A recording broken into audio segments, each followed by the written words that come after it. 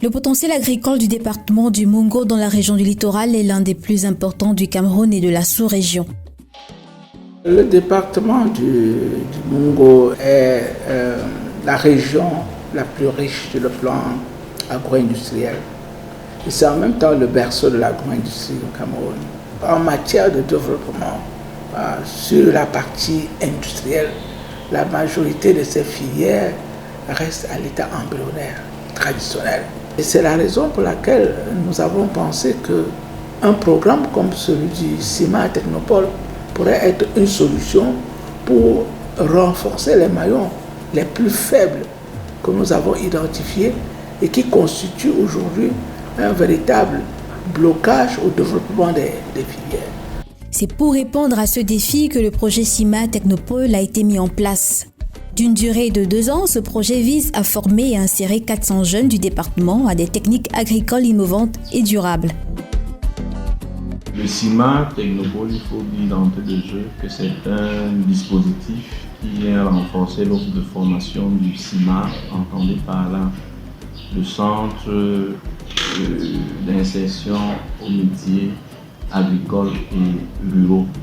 Donc à travers ce nouveau dispositif mis en place par le programme Archipelago, le CIMA ambitionne de former et d'insérer 400 jeunes dans le département du Mungo sur les métiers ruraux non agricoles, en fait des métiers qui viennent en appui aux filières à fort potentiel que nous avons identifiées dans le département du Mungo.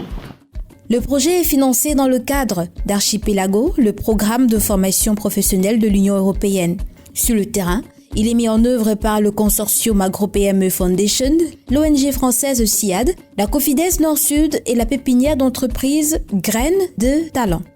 Le projet s'appuie sur le réseau des centres multifonctionnels de promotion des jeunes du ministère de la Jeunesse. 3 centres du Mungo seront renforcés et équipés pour pouvoir enseigner et pratiquer les métiers durables identifiés.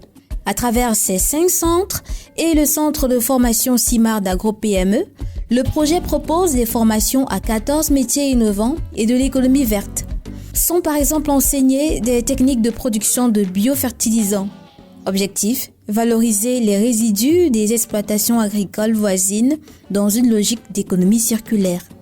Les biofertilisants vont être formulés en fonction des besoins des plantes qui sont issus de la combinaison des matériaux de récupération issus des filières agricoles.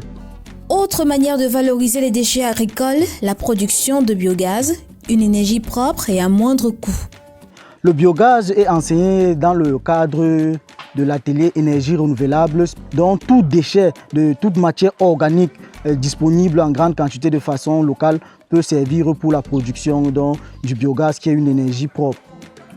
Le séchoir Samoa, c'est un séchoir traditionnellement qui utilisait du bois de chauffe pour produire de la chaleur, pour sécher le cacao.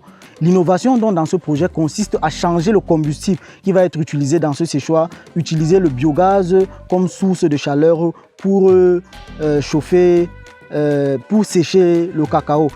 La formation en équipement agricole s'axe surtout sur la production par la récupération de matériaux, ce qui permet de produire de nombreux équipements utiles à l'agriculture.